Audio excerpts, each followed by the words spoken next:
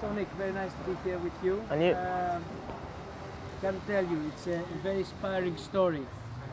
How you came from a wheelchair to being a racing driver. Yeah, it's pretty crazy, really.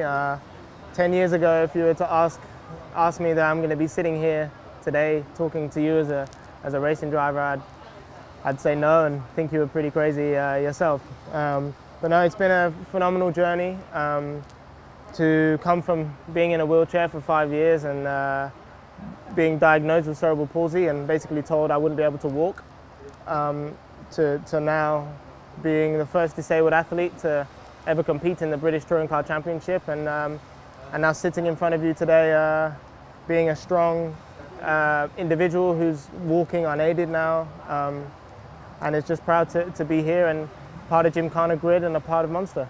And is it a message for people that are not so lucky in their lives that they can fight everything?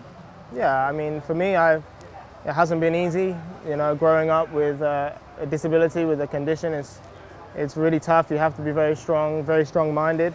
But it's very important that your parents, you know, treat you the same as everyone else, and just shows that you can achieve what you want to achieve regardless of your condition, your situation, whether you're able-bodied or you're disabled.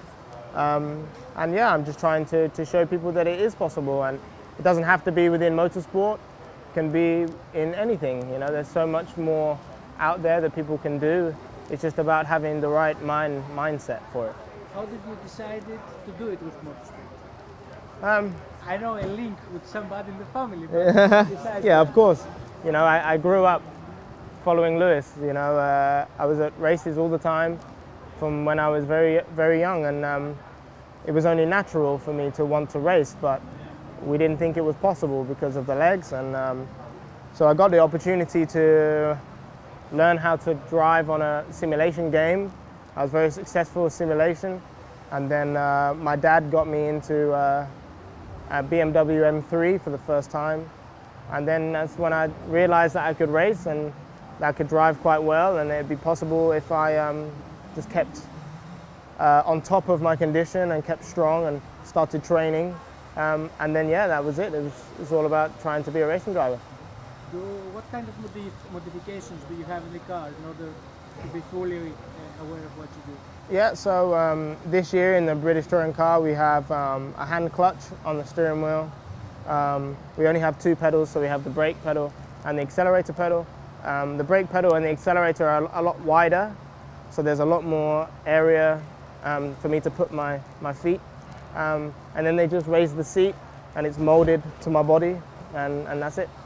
So you said that you dreamt about it for years. The first time you did it, how did you feel? Yeah, I mean, to be honest, it was such an important weekend for me. You know, the first weekend in Renault Clios, I had the world press and media all over me for the whole weekend, and so I sort of forgot about the fact that just arriving and driving the car was an achievement in itself.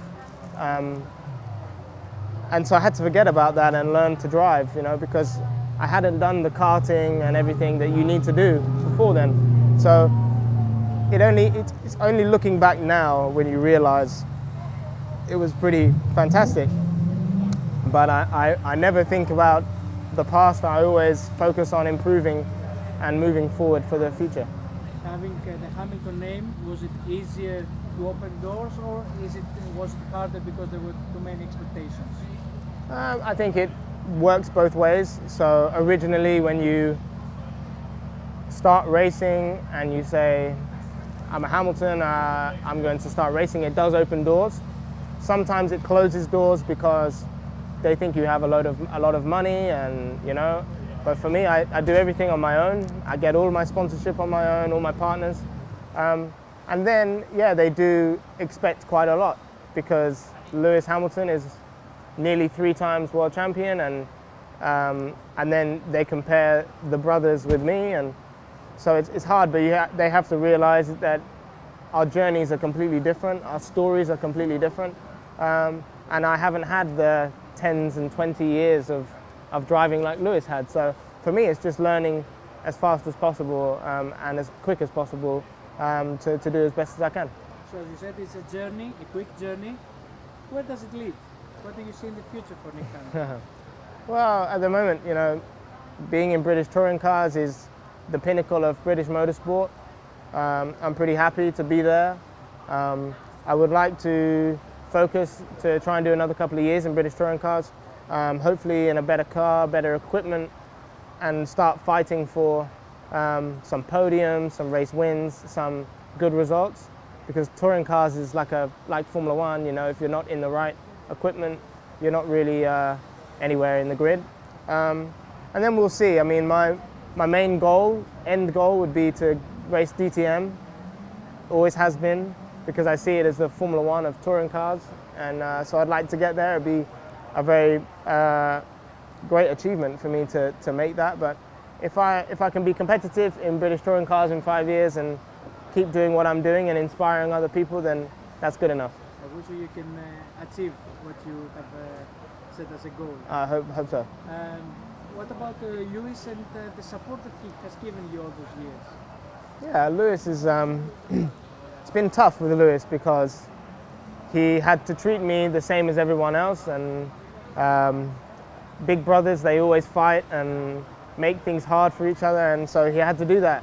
And but when it comes to motorsport and just general life, you know, we're very supportive of each other, always there for each other, and very tight as a family.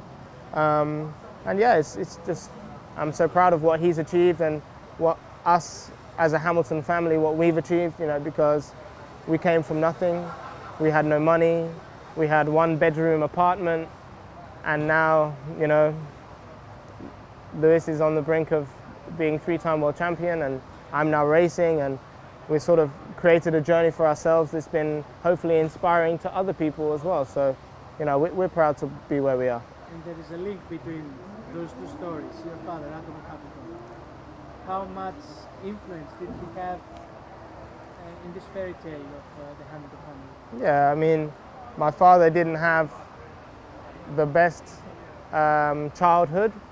You know, he didn't get a lot of opportunity, and I think for him it was trying to create the best opportunity for his children, and the best way to do that was to put everything and all the support into them. So the main focus was Lewis, to focus on what he wants to do and try and guide Lewis through that. And then 7 years later, I was born, and then it's completely different because I'm disabled. I had a completely different condition, and I had to learn to support another child that isn't the same as his first child. So I think it's very, very important, the support you get from your family. My mum and my dad are prime examples of why I'm here today, why I'm the way I am, why I am who I am. You know, it's all thanks to them, really. You know, I'm just here, and I'm trying to be how my parents are, and I'm proud to be like that. So when you're racing, do you think you have flashbacks of your life, or just focus on the road? No, I think. Do you get sentimental about it? No, for me, I think I'm very hard on myself, so I always set targets for myself. Sometimes maybe I want too much from myself, but that's because every category I've driven in, I'm against able-bodied people that have been racing for 10 more years than I have, so I have to learn fast, and so that's why I'm quite hard on myself.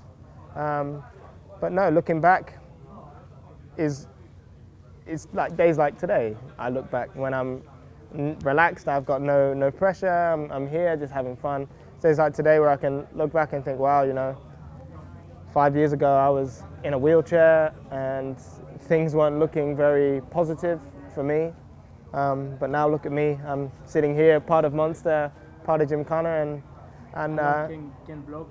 Yeah, with fantastic drivers, you know, fantastic athletes, you know, and I'm racing against them this weekend, which is phenomenal, and I'm just proud to be here and sitting in front of you and telling you my story. I guess that you're the person to ask, because we see Lewis, okay, as a 3-time world champion, because it will be aired after the championship. we see a lifestyle icon. How is Lewis the humble guy, the guy behind the cameras, the brother, let's say? Well, like every brother, you know, you always argue. You don't always get along, you know, but I think the most important thing is that me and Lewis stay tight and, you know, solid together, always there for each other. You know, it's the thing is you have to make sure that we're just normal as everyone else. You know, just because we have a name, because we've achieved this and achieved that, makes us no different as people. We're still immature. Sometimes we have to learn. We always have a lot to learn, and so we just try and keep grounded and keep the same people all the way through, because that's how I was brought up. That's what my mum and my father and my mother always said. So we got to try and make sure that we achieve that and stay the same people. And what about driving? Did he give you any tips and help you on the way? Nah, or it's totally different? He's always giving me some advice, but the main thing is for me to be my own person, my own driver. Everyone in here is their own driver. They have different techniques of how they drive and what they do and how they do it. And just because Lewis is who he is doesn't mean I have to copy him, but have to look at him and use what he does to try and better myself. So that's how I try and do it. And then if I need some help and some advice on what to do, I can always call him. He'll always be there to support me, and that's the best way to do things. And finally, did you have, besides your family, any other role model, another driver that you looked up to? Yeah, I mean, for me, I looked up to Nic Hamilton a lot, and obviously there's been obviously a situation change with this athlete, but Oscar Pistorius was a phenomenal athlete, you know, for many years, being a Paralympian, racing in the Olympics, which is the same as what I was doing and what I'm doing now. So I looked up to him a lot, and it's just obviously a shame with his situation, but, you know, as well as Lewis, obviously, but I always have to look at some disabled athletes to see, look, well, this guy has no legs, or this guy used to walk, now he doesn't, and that's what inspires me. So I just got to make sure I keep happy and keep focused and keep driving forward. The one thing about Nic Hamilton that makes me completely crazy is not only that he continued to be a successful driver, he became an Olympic athlete. It's beyond imagination. Yeah. I think. Yeah. This guy is a very special individual. He is. You have From. met him? Oh yeah, we met him. I've raced go-karts and had some fun with him. And to be honest, for what he's done, you know, for me, I'm disabled, so it's all I know. Whereas for him, he's been able-bodied before, but now he's disabled, and he's had to learn a new life, and then he's achieved what he's achieved. It's phenomenal and unreal. And this guy is next level. You know, he's up here, well up here. But it's phenomenal to see what he's done and what he's achieved, and you know, he deserves a lot. And finally, a message to our audience in Greece from you? No, just thank you for watching. Thank you for the support. I hope you guys are enjoying your time watching the TV out there. You know, hopefully you can see me improve and succeed in the future. It'd be great to have some more fans and some more support, because I need it, and hope to see you guys soon. Okay. No problem. An honor. Thanks.